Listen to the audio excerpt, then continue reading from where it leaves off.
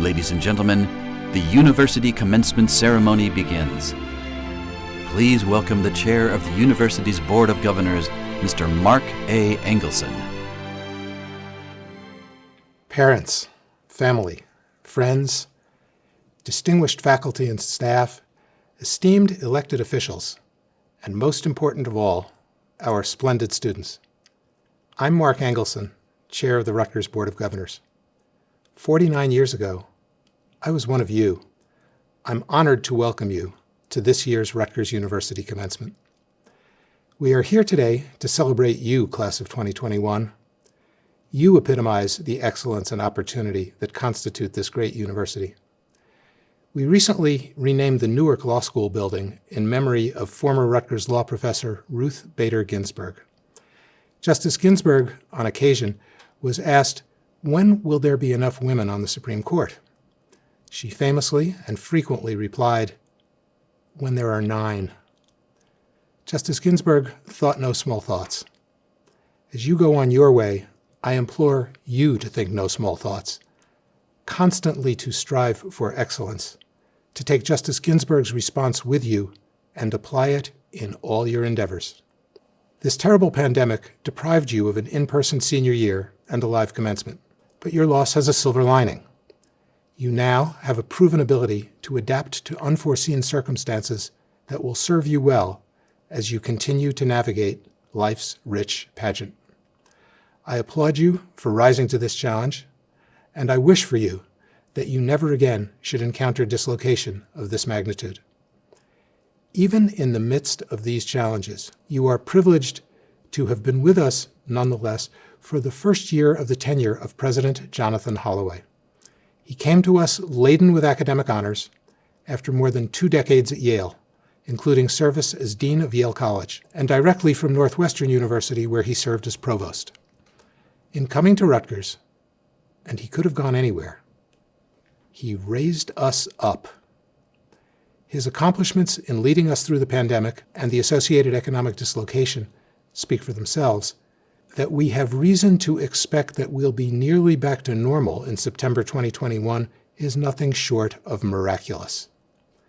President Holloway's first act last summer was to call for $10 million in funding from our alumni for the Scarlet Promise grants, additional aid to our most financially challenged students. He made a significant contribution from his personal funds to kick things off and saw to it that our alumni responded wonderfully as well. Then in the fall, President Holloway secured from the Mellon Foundation a $15 million grant to establish and fund our Institute for the Study of Global Racial Justice, just one among many recent examples of Rutgers being first. Then in the winter, he published to rave reviews his latest book, The Cause of Freedom. Through these actions and others, President Holloway is raising Rutgers' profile, and he has resolved to lift us even higher. A nationally recognized figure, he was called upon throughout the academic year to appear in the media to address the issues of the day. Already a member of several learned societies, he's been tapped to sit on important public service boards and commissions as well. Each of these endeavors brings further prestige to our hallowed university. But when asked what's most important to him, President Holloway states without reservation, our students. He participated in numerous courses as a guest lecturer. He created the President's Student Advisory Council and met regularly with its members. He met with students across the university, including with student identity groups, and participated in student town halls on topics including mental health and climate. He faithfully supported our student athletes by attending their competitions when most others could not. He presided over the decision that the university should divest of all its fossil fuel holdings, and he's just getting started. Members of the class of 2021, this is a celebration of you. Along with your remarkable individual achievements, please carry with you, as a mark of pride, your participation in the transformative success of Rutgers. You are being graduated from one of the world's great research universities. Rutgers has prepared you for whatever the future may bring. 50 years from now, Your love for Alma Mater will be unmatched among your institutional relationships, as is mine today. Go forth from here, make your mark on the world, do well. Make us proud, and while you're doing well, please also do good. I could ask no more. You should do no less. Dr. Jonathan Scott Holloway, 21st President of Rutgers University. Over to you.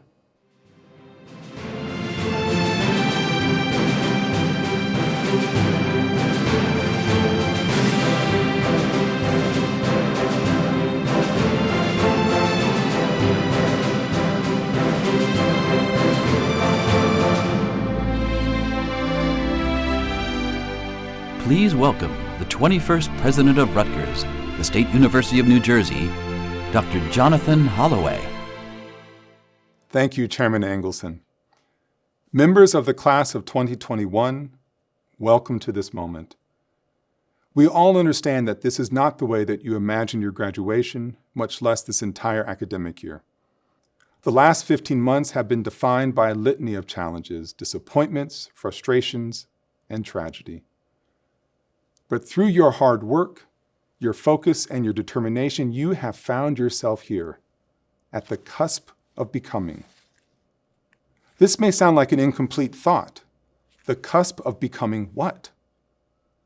This is a question for you to answer, and it is my hope that during your time at Rutgers, you will develop the tools and sense of self that will propel you toward the first of what will likely be many different answers to that question in the years ahead.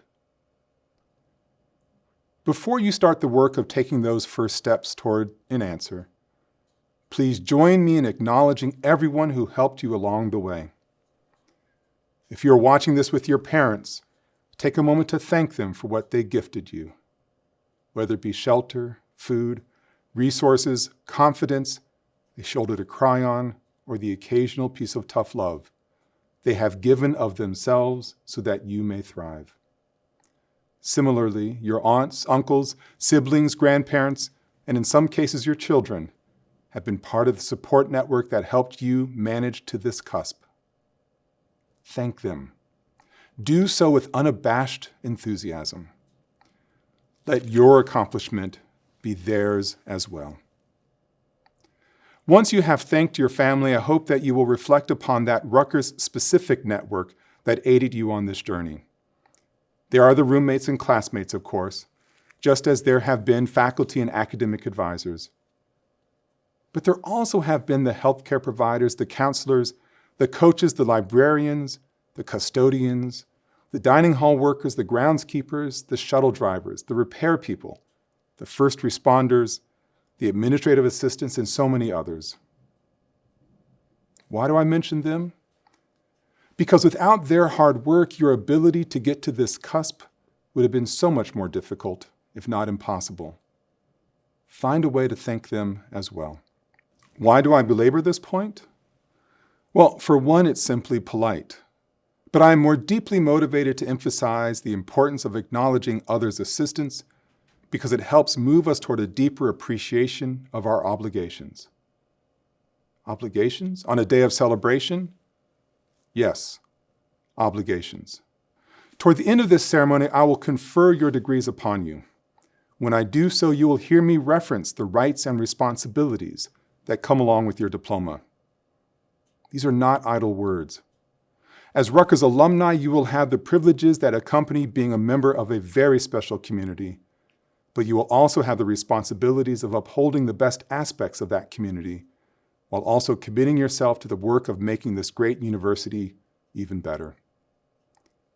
Poet Gwendolyn Brooks captured this sensibility far better than I when she wrote, "We are each other's harvest. We are each other's business. We are each other's magnitude and bond." Brooks' message here is as simple as it is profound. We need each other. And we are only as good as the hard work that we invest in our endeavors. But there is more here. Brooks is also reminding us that the vibrancy of our community is the accumulation, the amplification of so many individual successes. each of you, working hard and possessing the audacity to imagine something more, has made this a better place. In the closing pages of his new book, The Sum of Our Dreams, The Concise History of America, Rutgers historian Louis Major speaks about the roles that hard work and bold imagination play in shaping a community. In this case, the community in question is this lovely and maddening country. Listen to Major. Whatever its struggles, the United States has been a nation that has identified itself by its dreams. Dreams inspired by abstractions like democracy and rights. Dreams animated by seeking the balance between individualism and community. Dreams stirred by those making a new home in America and pursuing a better life. And dreams also driven by the desire to break free of all the dreams. Sometimes achieved and often broken, dreams have defined the history of the United States. I think it's safe to say that dreams, the audacity to imagine a better tomorrow, brought you to this university, and now you are about to leave this phase of your Rutgers career. To return to something I put in front of you at the start of these comments, you are on the cusp of becoming. As you continue on your journey to become a teacher, a consultant, a financier, a poet, a scientist, a musician, a pharmacist, an artist, a nurse, a dancer, a professor, a dietitian, a philanthropist, an attorney, a doctor, an agitator, or a TikTok influencer. Remember, the people who brought you to this cusp reflect upon the obligations that accompany this great accomplishment and dare to dream of ways to make your home, your neighborhood, your university, your state, your nation, and your world a better place. You have the skills and intellect to do this, and don't you dare let anyone tell you otherwise. We are each other's harvest. Dream of making it more plentiful. We are each other's business. Dream of ways to increase our sense of communal accountability. We are each other's magnitude and bond. Dream of ways to support your fellow friend and stranger. And through the strength born of that connection, make the kind of positive difference that this world so desperately needs. To the class of 2021, you have made it to this moment by surviving a series of trials that could not have been imagined. Now take full measure of those challenges and celebrate the fact that you have overcome them through your strength, creative vision, and resilience. These attributes will serve you well as you become the embodiment of your dreams. Congratulations, graduates. President Holloway will present the honorary degree candidates and confer their degrees. One of the most prestigious honors any university can bestow is an honorary degree, a degree which is conferred honoris causa, or for the sake of honor. Through this public action, Rutgers acknowledges individuals whose exceptional achievements support the ideals of the university and serve as an example for our students, alumni, and society. I'm pleased to introduce the distinguished individuals who will receive honorary degrees this year. A detailed accounting of their accomplishments can be found in your commencement program. Our first candidate is Ms. Lori Garrett, who will receive an honorary Doctor of Science degree. World-renowned expert on infectious diseases, Lori Garrett has devoted her life's work to investigating epidemics, educating the citizenry, and advocating for stronger public health infrastructures worldwide. We will now play a short tribute video to honor Ms. Garrett. Respected public health expert and scientific journalist, you have dedicated your life's work to investigating and writing about the causes and trajectories of infectious diseases around the world. Traveling the world to investigate viruses and epidemics that can cripple communities, you foresaw that contagious outbreaks were not a thing of the past, despite mainstream opinion that the threat had been conquered with the advent of antibiotics and vaccines. In 2005, you predicted a catastrophic epidemic that would result in substantial loss of human life and economic woes, warning that borders would be closed, trade paused, and quarantines instituted around the world. Your second book, Betrayal of Trust, The Collapse of Global Public Health, turned the spotlight on crumbling public health infrastructures and sounded the alarm, making the meticulously researched case that increased globalization and deteriorating public health care have left communities susceptible to and vastly ill-prepared to combat re-emerging diseases, antibiotic-resistant microbes, and bioterrorism. Named the prophet of this pandemic by the New York Times, and the only individual to receive the Pulitzer Prize, the Peabody Award, and the George Polk Award, you are one of the world's most authoritative writers on global infectious diseases, sharing your findings through knowledge-based journalism to educate the citizenry and ultimately influence policy. Laurie Garrett, now therefore by virtue of the authority vested in me by the boards of governors and trustees of Rutgers, the State University of New Jersey, I am pleased to confer upon you, honoris causa, the degree of Doctor of Science, with all rights, responsibilities, privileges, and immunities pertaining to it, and in token of which I present you with this diploma and direct that you be vested in the hood emblematic of the degree.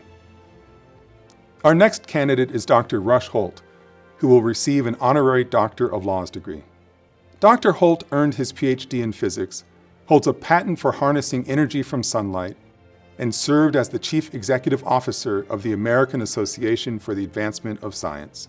But he also served as the United States Representative for the 12th District of New Jersey for 16 years, passionately upholding the values of public service and frequently relying on his scientific knowledge, working tirelessly for the betterment of society. We will now play a short tribute video to honor Dr. Holt. Renowned scientist and politician, you served the citizens of New Jersey and the nation admirably as a United States Representative for the 12th Congressional District of New Jersey. Your humble act of asking to be identified as representative rather than congressman reflects your commitment to public service and is emblematic of your integrity, moral compass, and humanity. Tirelessly representing your constituents, you served with passion, lending your scientific knowledge, intellectual curiosity, and genuine concern to a broad range of issues such as civil liberties, election security, education, and access to health care. A staunch advocate for using government for good, you championed increased funding for science and technology research, and the need to improve science education, fought for decreased dependence on fossil fuels, led efforts to fund infrastructure improvements, protected open space, and stood with those who are struggling, pained, or disenfranchised. You have been a stalwart proponent for increased access to higher education, pursuing funding efforts, and writing the College Cost Reduction Act. A luminary of public service and a mentor at heart, you have been a great friend to Rutgers, contributing your time and valuable insight to classes, seminars, and forums related to science and government, and donating your congressional papers to enlighten and inspire others. Rush Holt, now therefore by virtue of the authority vested in me by the boards of governors and trustees of Rutgers, the State University of New Jersey, I am pleased to confer upon you, honoris causa, the degree of Doctor of Laws, with all rights, responsibilities, privileges, and immunities pertaining to it, and in token of which I present you with this diploma and direct that you be vested in the hood emblematic of the degree. Next, Ms. Gwendolyn Willow Wilson, known as G. Willow Wilson, will receive an Honorary Doctor of Letters degree. Perhaps best known as the co-creator of Marvel Comics' Ms. Marvel series, featuring Kamala Khan, a Muslim American teenager from Jersey City. A New Jersey native herself, Ms. Wilson has also authored 2 acclaimed novels, a memoir, an award-winning graphic novel, and has written for numerous other comics franchises, including DC Comics' Wonder Woman. We will now play a short tribute video to honor Ms. Wilson. Proud daughter of New Jersey, novelist, essayist, and comics writer, you were sought out by Marvel Comics to co-create and write the first Muslim superhero, Kamala Khan. a Pakistani-American teenager, Kamala Khan provides a positive depiction of a young Muslim-American female living in Jersey City, New Jersey. The many accolades and honors you have received for your prose underscore your tremendous ability to entwine history and imagination. Your writing breaks down barriers for many Muslim Americans struggling to find identity in popular culture as you write from your own experience. Raised in an atheist household, you studied religion and chose to convert to Islam during your journey to Cairo.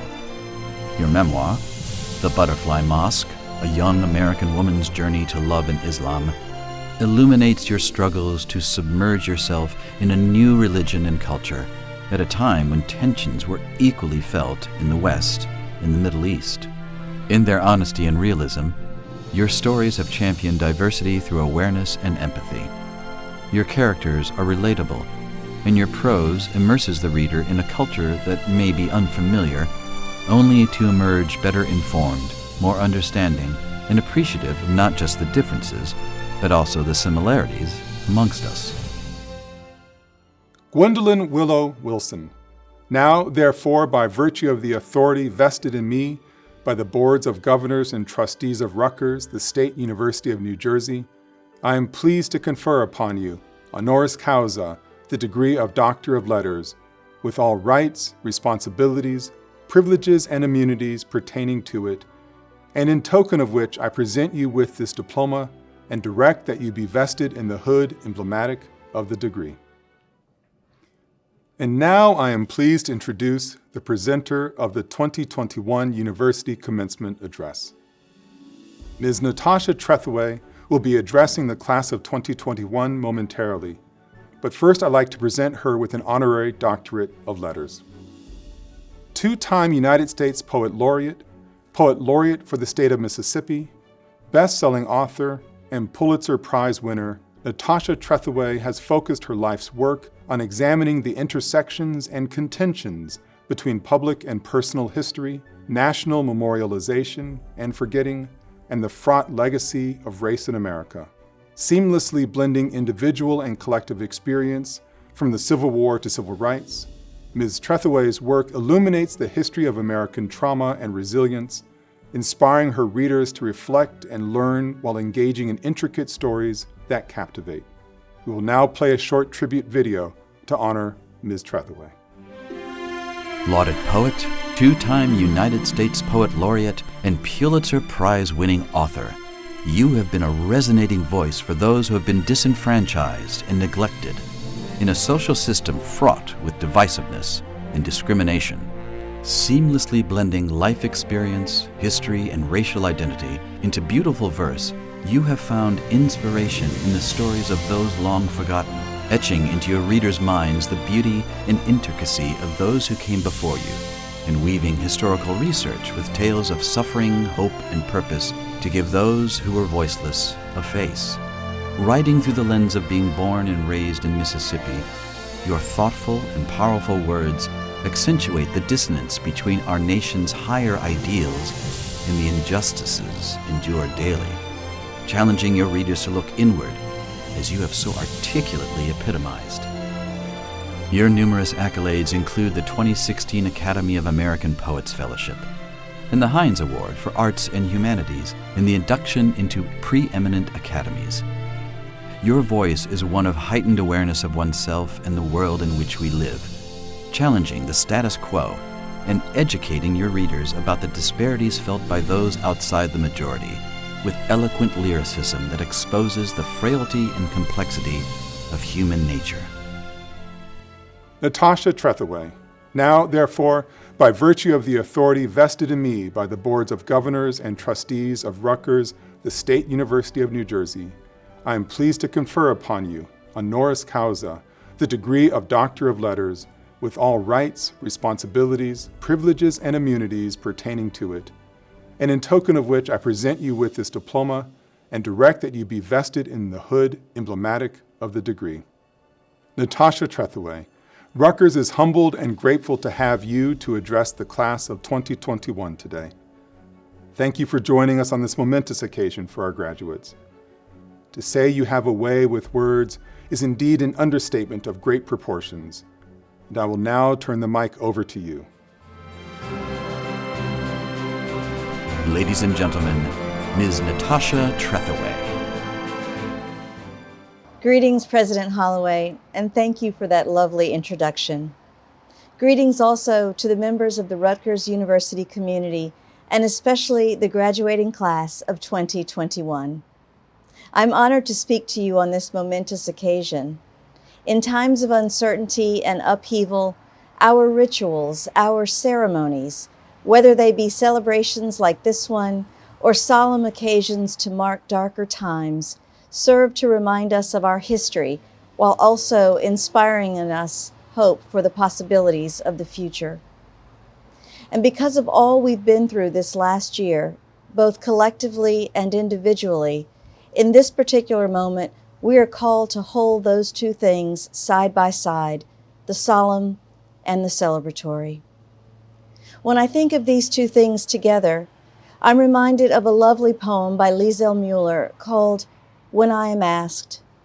It's a poem about how she became a poet in the aftermath of great personal loss.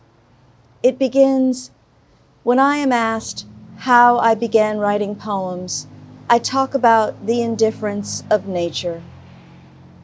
The poem goes on to convey her profound grief over the death of her mother, who, like my own mother, died in the month of June. She describes a glorious warm day in which all the flowers are blooming, the sun is shining, and nothing in the landscape of the garden where she sits seems to acknowledge the depths of her loss, how isolated she feels in her individual mourning. It ends with this powerful declaration: I placed my grief in the mouth of language, the only thing that would grieve with me. She's speaking here about the language of poetry in particular, but also of our shared human language in general, what is written or spoken or otherwise conveyed between us, the way a poem is an individual voice speaking to us across the distances, asking that we listen not only with our intellect, but also our hearts. This past year, I've been thinking a lot about commemoration, how we remember, what we forget, and the indifference of nature to all of it. When I was invited to address you, to celebrate with you, we were already deep into living through the stunning manifestation of that indifference in the form of a pandemic that has left so many of us isolated, a virus that is still taking so many of our brothers and sisters here, at home, and around the world, infecting people of all races, young and old, rich and poor, sick or in good health. And when I sat down to write this address, everything outside my window was green and blossoming, and the death toll was approaching 600,000 in the U.S. and spiking in places like Brazil and India. Nature is indeed indifferent, I thought, and indiscriminate. But the societal disparities that affect who is dying are not by nature. They are man-made. In tandem, throughout this past year, I've watched the streets of our cities and towns across the nation fill with Americans of all walks of life, all races and faiths standing and marching together in protest against police brutality and ongoing injustice, as if we were in the midst of the tumultuous times of my birth, the 1960s when my parents met and fell in love. And because I was born on Confederate Memorial Day in Mississippi, a holiday created to commemorate the lost cause of the Confederacy, the attempt to destroy the nation in order to maintain slavery, white supremacy, and the second-class citizenship of Black Americans, I watched with horror and deep sadness as the Confederate battle flag was carried through the halls of our nation's capital during a violent insurrection. The same flag that flew all around the state in commemoration as my mother made her way to the segregated maternity ward at the hospital. The flag raised in fervent opposition to advancements in the civil rights movement, the Civil Rights and Voting Rights Acts of 1964 and 65, and incorporated into the upper inner corner of the state flag of Mississippi. There, its message was a kind of synecdoche, a part standing in for the whole, that Mississippi would not be inclusive of all her citizens except in the ongoing narrative of white dominion over black subjects to whom it waved, "Know your place."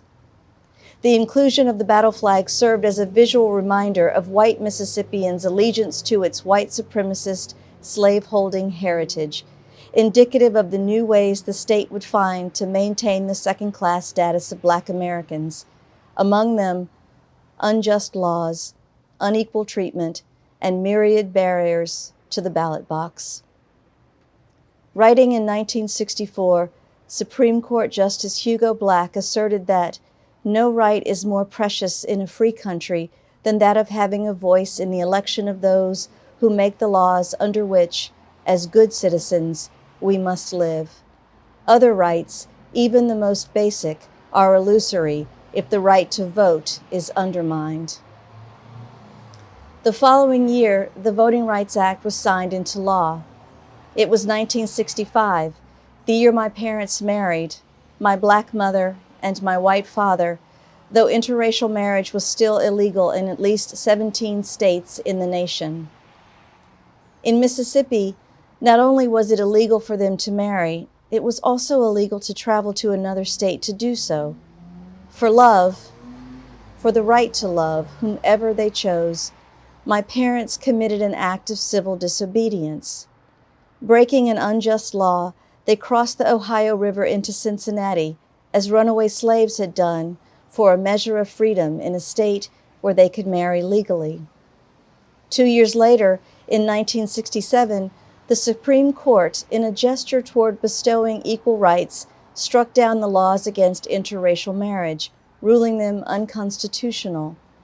Because of that, with all the other advancements we've made since then as a nation, I did not expect to find us here, still unequal and more deeply divided in the midst of turmoil, collective resistance, peaceful protest, and civil disobedience not seen in this country since the Civil Rights Movement. We are again at such an inflection point, this time at the convergence of two difficult moments in our shared history. A century ago, an event largely forgotten in our national memory, the pandemic of 1918 left 500,000 Americans dead. Worldwide, the virus killed, by a conservative estimate, 25 million. And just over a half century ago, the nation was erupting in protests against unjust, unequal treatment of Black Americans. That there are many people who don't know how we got here, who are surprised by the protesters' demands for justice, is evidence that we have long been a nation of forgetting, willed blindness, and amnesia. Amnesia around the events of our shared past is indeed part of why we find ourselves in this moment of upheaval, having a national reckoning amidst our national mourning. America wants to forget the past and the past in the present, poet Adrienne Rich wrote. At the intersection of these two national traumas, we are living the results of our national forgetting. The lessons we learned a century ago about stopping the spread of a deadly virus, about prevention and preparedness, all but forgotten or willfully ignored in initial responses to the epidemic. The lessons we should have learned about the effects of ongoing injustice and oppression, the powder keg of frustration and despair, ignored until the spark that, again, ignites a nation. The willed blindness and amnesia that kept so many people from seeing what was happening repeatedly to some citizens of our nation until a 9-minute video made the world see. The meaning of a symbol, unspoken language which is not indifferent, downplayed to a comfortable notion of nostalgia and fuzzy ideas about heritage without taking into account the full measure of what that heritage, then and now, is actually about. With you, the graduating class of 2021, who have been through so much, We have an opportunity to change the path from one of convenient forgetting and willed amnesia, which is a kind of indifference, to one of reckoning and remembering in order to contend with our past and shape our future. Among the most important things you've gathered at Rutgers, an institution committed to the pursuit of knowledge, groundbreaking research, and the commitment to service, is an awareness of the importance of evidence, of knowledge, both learned and empathic, the humane intelligence constitutive to meaningful, engaged service, and the necessity of eschewing the kind of studied indifference that renders the lives of others insignificant or invisible, the goals of all disciplines united in these pursuits. I think of the sentiment of Proverbs chapter 18, verse 15. It reminds us of the importance of the intersection of heart and mind. The heart of the person of understanding acquires wisdom, and the ear of the wise seeks knowledge. This makes sense to me as a poet, and that it points to a crucial aspect of our lives, the pursuit of knowledge rooted in the listening and the metaphorical representation of the seat of emotion, the muscle of empathy, the heart. At the intersection of heart and mind, we find poetry. The notion here of poetry connects to what I think of as the poetic quality of what you have spent these last few years deeply engaged in, the elegant equations you studied in mathematics, the sustained inquiry of your work in the sciences, your discoveries, the reckoning with the past and the impact on the present and our future in your history courses, in your language and literature classes, the figurative images and rhythms of syntax that can make the mind leap to a new apprehension of things, the clarity and power of your best prose, the world-changing potential of your ideas, designs, and life-saving and affirming care, the work of your hands, your gestures in art and theater courses, in medicine, the precision of the body in motion in your dance classes, your athletic pursuits, all of it a kind of poetry when you've performed at your best, as your best selves. It is a manifestation of our most humane intelligence, the intersection of heart and mind, the repudiation of indifference. Nature is indifferent. We don't have to be. In her essay, Resisting Amnesia, Adrienne Rich wrote that we can choose to become consciously historical. That is, a person who tries for memory and connectedness against amnesia and nostalgia. Referring to a speech by historian Lerone Bennett in which he spoke of the totalizing force of history, she quotes, "There is nothing you can do in history that will free you of the historical responsibility of being born at a certain time, in a certain place, with a certain skin color." Historical responsibility, she continues, has, after all, to do with action, where we place the weight of our existence on the line, cast our lot with others, move from an individual consciousness to a collective one. But we all need to begin with the individual consciousness. How did we come to be where we are and not elsewhere? Many of you began your studies here with a particular idea in mind of what your path would be. Some of you have stayed on it. Others have switched. Many of you have yet to even find it. Sometimes something happens, some national trauma or personal adversity that changes the course of our lives, as now, a pandemic. When I started college, I didn't know where I was headed, where my studies were taking me. And even when I finished, I hadn't yet identified the path I was on. But I can see now that what I gathered along the way has led me here. At the end of my freshman year, my mother was killed, and I was plunged into despair, isolated in my grief. To contend with it, I wrote my first poem, a simple act of articulation that was my earliest attempt to take the raw materials of my life and shape them into something that could be meaningful not only for myself, but for everyone else who had felt the depths of grief, who had ever loved someone deeply and lost them, as surely all of us will. I don't know the exact moment I realized my calling, that I would be a poet, but I do recall the lightning rod of Liesel Mueller's words. I placed my grief in the mouth of language, the only thing that would grieve with me. It echoed my realization that my greatest loss could be transformed in the language of poetry, and that language could give me solace as well as provide a sense of purpose, connecting me to the lives of others and giving meaning to the sudden tragic turn my life had taken.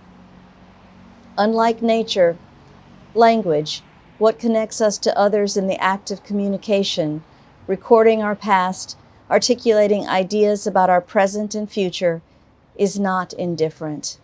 And I would argue, in the mindful, poetic quality of your work, whatever your calling, your vocation may be, you can chart a path that resists indifference and amnesia, one of empathy and connection in the service of justice and the common good. It requires a willingness to contend with the truth, with facts, with evidence, even if it is difficult and undermines the comfortable stories we've told ourselves about how we've gotten here. We can't have a history if we only want to recount our best moments, and we certainly can't have a hopeful future without remembering and reckoning with our difficult past. In this moment of shared national and international mourning, bombarded as we are every day with images of hate and suffering, devastation and destruction, we are reminded of what links us to every other human being on this planet: our mortality, our need for justice, shelter, companionship, sustenance, sanctuary, air to breathe. We must honor the dead by honoring the living, which means resisting indifference and amnesia, and recognizing that all lives have equal value, deserving of a world, a nation that treats them so, a nation that lives up to the as yet unrealized tenets of our creed: justice for all, due process, equal protection under the law. As challenging as much of what I have said sounds, the uncertain future ahead of us, in this moment we have so much cause for celebration.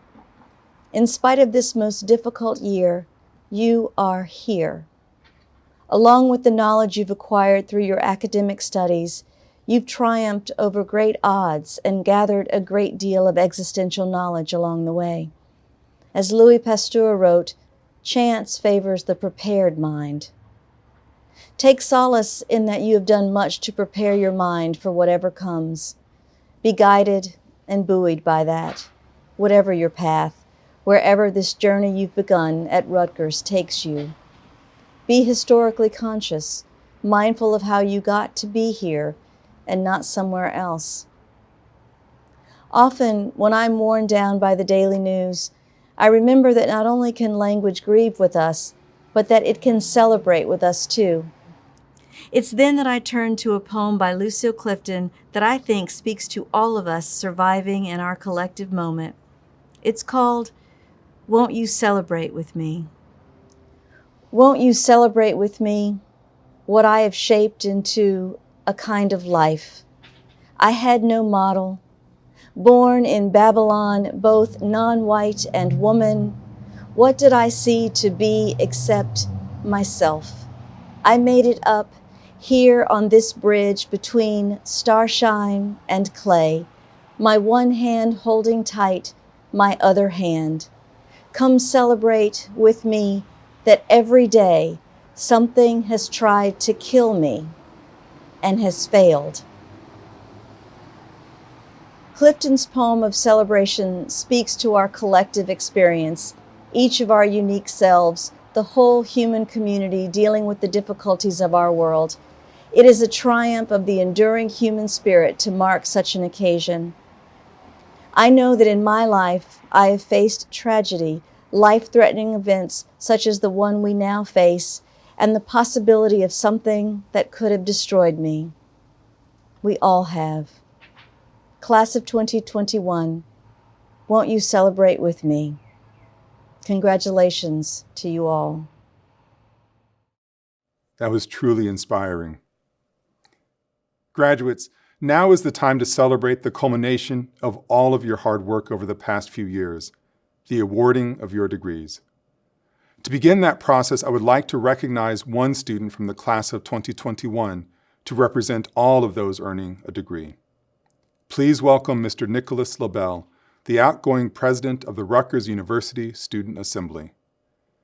Nicholas is graduating with a major in Business Analytics and Information Technology from Rutgers Business School. Ladies and gentlemen, Mr. Nicholas LaBelle.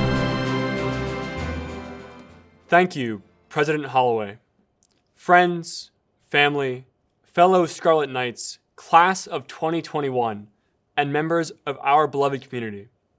In a year that brought many uncertainties and hardships, many of us were placed in circumstances previously unimaginable. Many of us experienced loss. We lost coworkers, friends, and family. With that, I'd ask that we observe a moment of silence to honor those who could not be here with us now.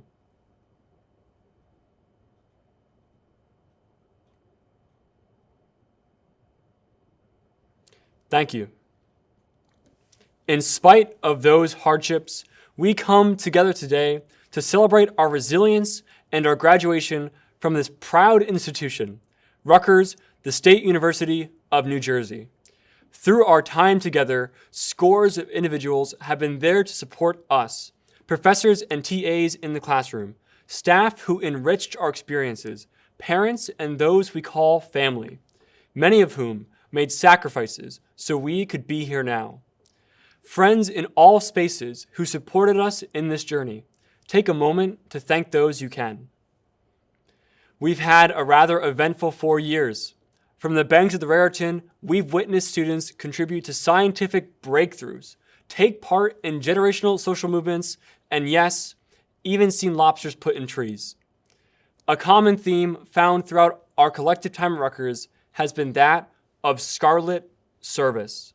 This past year especially, we were needed more than ever to step up and confront the challenges our world faces. With the world reeling from the pandemic, those students graduating today who have fought COVID-19 on the front lines deserve our thanks. Our same thanks goes to the student contact tracers and to those who participated in the vaccine trials. As a student body, we packaged over 150,000 COVID test kits. That's scarlet service. We were the first school in the nation to establish a COVID-19 relief fund that was student-led, acting before even Congress and the CARES Act. That's scarlet service. We were there for each other, offering words of consolation and encouragement, even when distant. That's scarlet service. When we were separate in location, we were close in spirit. We came together to achieve great things. Looking beyond the pandemic, this past year, we were resolute in our fight for racial justice, and we were historic as the first Big Ten institution to divest from fossil fuels and demonstrate our commitment to combating the climate crisis. We were scarlet servants to our communities, local, national, and global. Being that most of us were not on campus this past year, it was incumbent upon us all to deliver the values of Rutgers from our own parts of the world. While campus was not a home to us, Rutgers has always had a home in our hearts. Through acts of scarlet service, we have created a tradition that will outlive us and a legacy for those to come. And while our time as students together may be coming to an end, our life as Scarlet Knights is merely opening a new chapter. With the knowledge gained, struggles overcome, connections made, and friendships forged that hold potential to last throughout our lives, I am confident that our class will continue to defy expectations and make history as proud Scarlet Knights. We've done great things, so let us boldly endeavor to keep that spirit of scarlet service alive and expanding. Let us create our beloved community at home and beyond campus. Let us continue to be innovators and change makers. Let us all be scarlet servants. Congratulations again, class of 2021. I am honored to have been able to serve you, and I'm so excited for the amazing things ahead in our next chapter. Thank you. And now please join the members of the Rutgers University Glee Club under the direction of Dr. Patrick Gardner in singing the Alma Mater, found on page 29 of the program. From far and near we came to Rutgers and resolved to learn all that we can. And so we settled down in that noisy college town on the banks of the old Raritan. On the banks of the old Raritan, my friends, where old Rutgers evermore shall stand. For has she not stood since the time of the flood on the banks of the old Raritan? Then sing aloud to Alma Mater, and keep the scarlet in the van. For with the motto high, Rutgers' name shall never die on the banks of the old Raritan. On the banks of the old Raritan, my friends, where old Rutgers evermore shall stand. For has she not stood since the time of the flood on the banks of the old Raritan?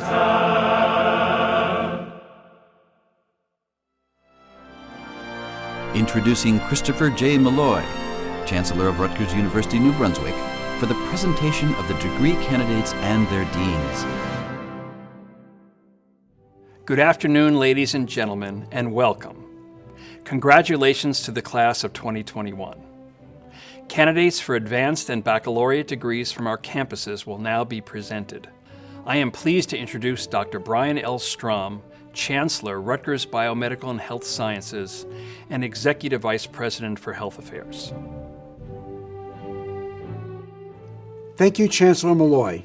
I present the deans, their academic units, and the degree candidates for the schools of Rutgers Biomedical and Health Sciences. Dean Joseph A. Barone, Ernest Mario School of Pharmacy, and candidates. Dean Robert L. Johnson, New Jersey Medical School and Robert Wood Johnson Medical School, and candidates. Dean Cecile A. Feldman, Rutgers School of Dental Medicine, and candidates. Dean Linda Flynn, School of Nursing, and candidates. Dean Gwendolyn M. Mahan, School of Health Professions, and candidates. Dean Perry N. Halkitis, School of Public Health, and candidates. President Holloway, upon the recommendation of the appropriate faculties, it is my honor to present these 2,295 candidates for the certificate and degree programs offered at Rutgers Biomedical and Health Sciences. Candidates for advanced and baccalaureate degrees from the academic units at Rutgers University, New Brunswick will now be presented. Dean Jerome J. Kukor, School of Graduate Studies, and candidates. Dean Thomas N. Farris, School of Engineering, and candidates. Interim Dean Laura Lawson, Executive Dean of the School of Environmental and Biological Sciences, and candidates. Dean Wanda J. Blanchett, Graduate School of Education, and candidates. Dean Lei Lei, Rutgers Business School, Newark and New Brunswick, and candidates. Dean Catherine C. Potter, School of Social Work, and candidates. Interim Dean Denise A. Hyen, Graduate School of Applied and Professional Psychology, and candidates. Dean Jason Geary, Mason Gross School of the Arts, and candidates. Dean Jonathan Potter, School of Communication and Information, and candidates. Dean Vanu Thakuria, Edward J. Blaustein School of Planning and Public Policy, and candidates. Dean Adrian E. Eaton, School of Management and Labor Relations, and candidates. Executive Dean Peter March, School of Arts and Sciences, and candidates.